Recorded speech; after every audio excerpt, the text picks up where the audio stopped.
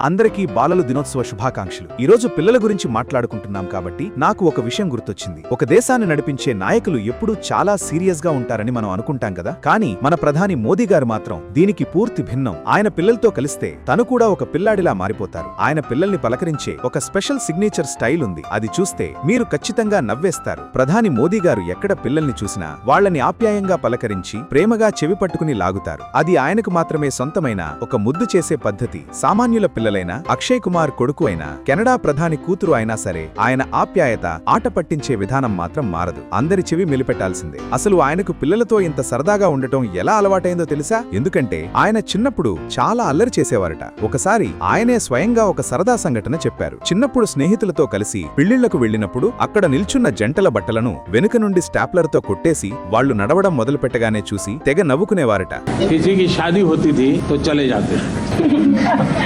और लोग शादी में खड़े होते